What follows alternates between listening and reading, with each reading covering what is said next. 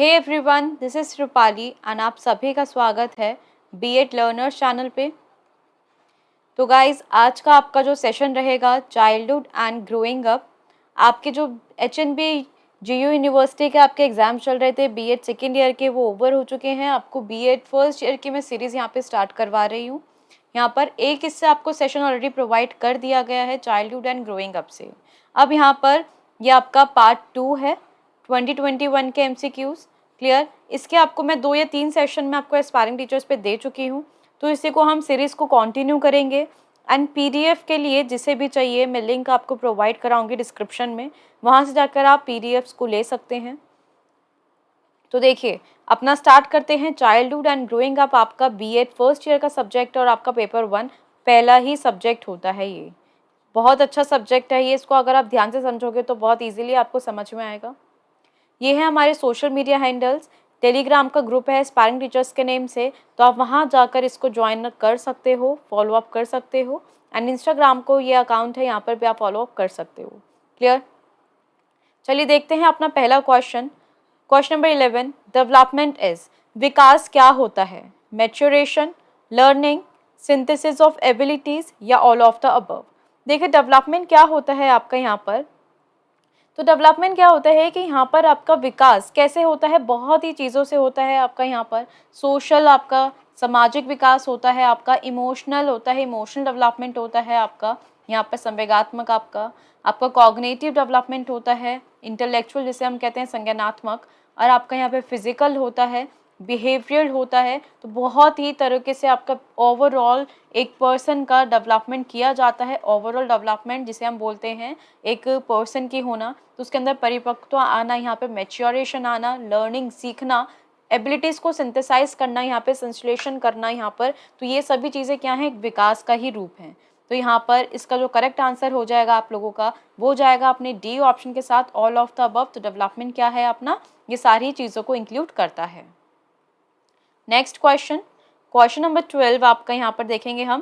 Question number 12 यहाँ पर Piaget's principle is related to. देखिए, यहाँ पे मिक्स क्वेश्चंस हैं आपके और काफ़ी अच्छे क्वेश्चंस लिए गए हैं। तो आप हर एक प्रिंसिपल को, हर एक चीज़ों को ध्यान से समझेगा। और आपको डिटेल थ्योरी चाहिए पियाजे की, कोलबर्ग के बारे में, तो एस्पायरिंग टीचर्स चैनल पर आप सीडीपी की आप क्या देखिए, प्लेलिस्ट देखिए सीडीपी की। वहाँ पर आपको इनके बहुत अच्छे से डिटेल में एक्सप्लेनेशन मिल जाएगी। देखिए, पियाजे प्रिंसिपल किस टर्म से रिलेटेड है, ये किस सिद्धांत से रिलेटेड है। ये यहाँ पर आपका साइकोलॉजिकल डेवलपमेंट जिसे हम मनोवैज्ञानिक बोलते हैं, कॉग्निटिव संज्ञानात्मक, फिजिकल हो गया शारीरिक विकास से, या फिर आपका हो गया इमोशनल डेवलपमेंट आपके भावनात्मक से। तो पियाजे ने यहाँ पर किस चीज़ के बारे में बात करी है कि बच्चों को लिटिल साइंटिस्ट बोला है कि जो उनका यहाँ पे संज्ञानात्मक होता है वो यहाँ पर एक पर्टिकुलर स्टेज के अंदर सीक्वेंस में चलता है यहाँ पर। तो उसको हम क्या बोला जाएगा यहाँ पर, इसका पियाजे प्रिंसिपल किसके ऊपर रिलेटेड है, आपके कॉग्निटिव संज्ञानात्मक के ऊपर जुड़ा हुआ है। तो उसका करेक्ट आंसर क्या हो गया आप लोगों का, बी ऑप्शन। नेक्स्ट देखेंगे question number 13, which of the following statement about development is correct. अब यहाँ पर विकास के ऊपर कौन सी डेवलपमेंट की एक स्टेटमेंट है वो करेक्ट है। Process of development can be improve bye exercise and nutrition, कि आपका जो प्रोसेस ऑफ डेवलपमेंट है वो आपका यहाँ पर सुधार किया जा सकता है अगर आप यहाँ पे व्यायाम और यहाँ पर पोषण लो, यहाँ पे न्यूट्रिशन लो, तो वो आपके डेवलपमेंट का प्रोसेस इम्प्रूव हो जाएगा। या फिर डेवलपमेंट में भी पॉजिटिव एंड नेगेटिव बोथ, या development proceeds from general to specific. तो देखिए, आपकी विकास क्या होती है, अगर आपके अंदर न्यूट्रिशन लेवल कम है तो क्या आपकी विकास, एक बच्चा यहाँ पर ढंग से बढ़ पाएगा? नहीं। यहाँ पर अगर वो एक्सरसाइज नहीं करेगा तो बैठे बैठे वो मोटा हो जाएगा। क्या वो एक फिजिकल एक्टिविटीज़ को कर पाएगा? नहीं कर पाएगा। अगर यहाँ पे डेवलपमेंट देखिए दो तरीके की होती है बिल्कुल, कि आपका पॉजिटिव भी होती है, नेगेटिव भी होती है। कि यहाँ पर किसी किसी बच्चे में आप देखोगे कि वो बिल्कुल एक ऑर्डरली पैटर्न के अंदर चल रहा है, कि यहाँ पे जैसे बच्चे बढ़ते हैं और दूसरे बच्चे कि धीरे धीरे वो इस एज में आकर यहाँ पर उसकी ग्रोथ होती है, इस एज में आकर वो कुछ चीज़ें सीखता है, लर्न करता है, फिर थोड़ा बड़ा होता है, मेच्योर होता है। पर यहाँ पे नेगेटिव कैसे हो जाएगा कि जो और बच्चों से हम कंपेयर करें कि ये बच्चा यहाँ पर इतना जल्दी से वॉक नहीं कर पा रहा है या वो इतनी चीज़ें से लर्न नहीं कर पा रहा है, तो उसे हम बोलेंगे पॉजिटिव एंड नेगेटिव। डेवलपमेंट जो होती है वो एक सामान्य से विशिष्ट की ओर जाती है। तो उसका करेक्ट ऑप्शन आप लोगों का क्या हो जाता है, all of the above, D option इसका करेक्ट है। Next, toy age refers to.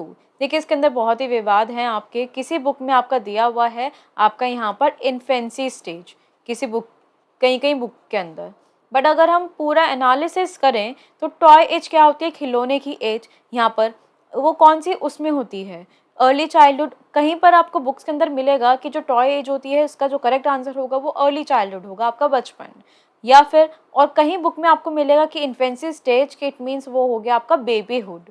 तो इसका जो हम यहाँ पे करेक्ट आंसर लेके चलेंगे वो आपका ए ऑप्शन को मानेंगे, अर्ली चाइल्डहुड। तो मोस्ट ऑफ द जो बुक्स हैं यहाँ पर आपके कॉम्पिटिटिव एग्जाम की उसके अंदर भी आपका अर्ली चाइल्डहुड को ही प्रेफरेंस दी गई है।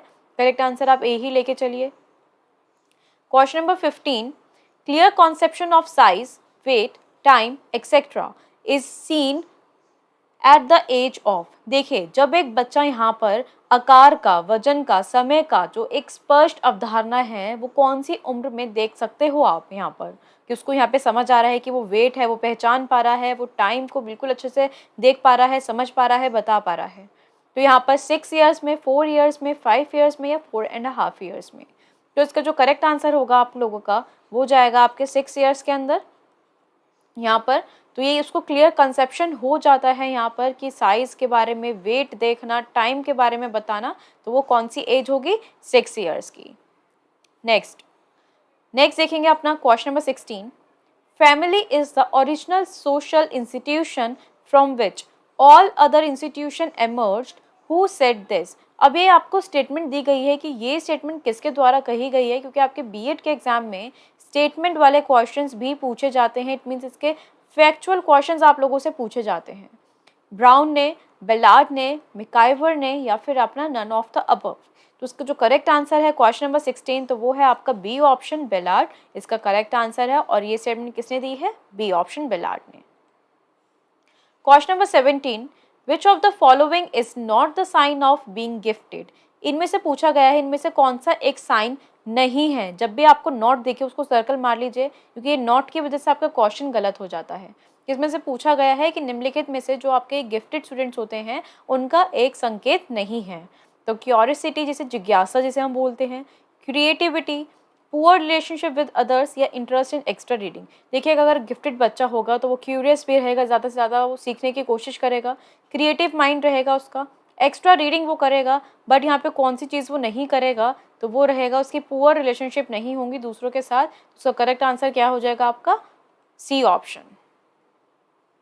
Question number 18, society is nothing but a process of interaction among people, who said this. कि सोसाइटी कुछ भी नहीं है बल्कि एक क्या है, जब हम बीच में एक बातचीत करते हैं उसी की एक प्रोसेस है। तो ये बात किसने कही है, लेपियर ने, क्यूबर ने, र्यूटर ने या पाइने ने। तो ये आपको करेक्ट ऑप्शन बताना है। तो ये स्टेटमेंट किसके द्वारा कही गई है आपके, तो करेक्ट ऑप्शन हुआ इसका सी ऑप्शन, र्यूटर के द्वारा कही गई है। C option is correct answer. Question number 19, education of a child really begins. अब यहाँ पर पूछा गया है कि जो एक बच्चे की शिक्षा होती है वास्तव रूप से किस में शुरू होती है, जब वो यहाँ पर जन्म लेता है तभी से, या once he attains the age of 3 कि तब उसने वो 3 साल का हो गया तभी वो सीख पाएगा, या फिर once he learns to speak कि वो एक बार बोलना सीख जाए, या फिर once he admitted to post nursery school कि वो जब नर्सरी स्कूल में आ जाता है।